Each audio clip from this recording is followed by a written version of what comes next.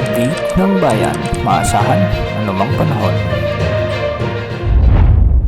Magandang oras po sa ating lahat. Narito na ang latest update sa magiging lagay ng ating panahon sa susunod na 24 oras. Sa kasalukuyan nga ay patuloy pa ring umiiral sa bahagi ng Luzon ang southwest monsoon, samantalang intertropical convergence zone naman ang nakakaapekto sa may southern Mindanao. Dahil nga sa umiiral na hanging habagat o southwest monsoon, ay makikita natin sa ating satellite animations na may mga kaulapan na nagdadala ng kalat-kalat na pagulan thunderstorms sa Ilocos Region, Cordillera Administrative Region, sa Batanes, Babuyan Islands, sa may Zambales, Bataan at Palawan.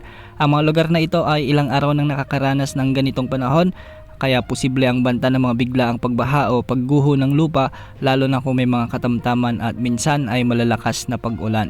Sa mga susunod na araw ay patuloy na iiral ang southwest monsoon sa mga nasabing lugar, kaya pinapayuhan natin ang ating mga kababayan, lalo na yung mga landslide prone area, na mag-ingat sa banta ng mga pagguho ng lupa.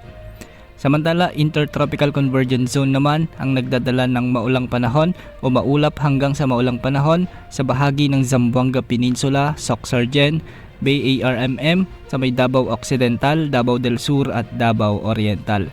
Ang intertropical convergence zone na ito yung mga breeding ground ng mga low pressure areas, kung kaya nagkakaroon ng mga maulang panahon na nagdudulot din ng mga pagbaha at pagguho ng lupa, lalo na kung may mga katamtaman at minsan ay malalakas na pag-ulan. Samantala sa Metro Manila at nalalabing bahagi ng Luzon ay magiging bahagyang maulap hanggang sa maulap naman ang mga kalangitan na may mga isolated rain showers and thunderstorms. Dulot naman ito ng southwest monsoon o hanging habagat. Posible pa rin ang banta ng mga biglang pagbaha o pagguho ng lupa, lalo na ngayong hapon at gabi dahil sa banta ng mga umiiral ng mga severe thunderstorms. Para naman sa nalalabing bahagi ng ating bansa, lalo na sa may Visayas at nalalabing bahagi ng Mindanao, ang mga lugar na ito ay makakaranas naman ng bahagyang maulap hanggang sa maulap na kalangitan na may mga isolated rain showers and thunderstorms. Dulot ito ng mga localized thunderstorms. Hindi rin inaalis ang banta ng mga biglang pagbaha o pagguho ng lupa, lalo na kung may mga umiiral na severe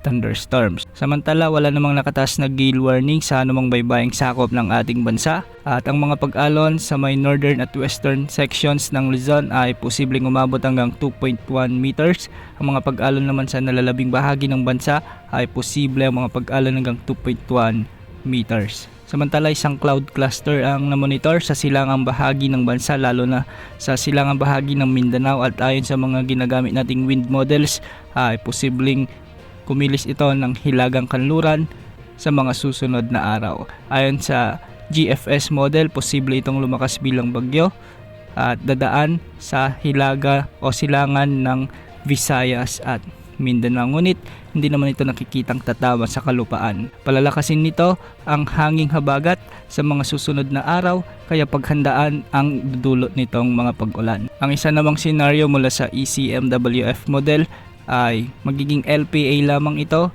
ngunit posible itong tumama sa kalupaan, lalo na sa Bicol region o kaya sa mainland Luzon. Palalakasin din ito ang southwest monsoon na siya magdudulot din ng mga pag-ulan, lalo na sa kanlurang bahagi ng bansa.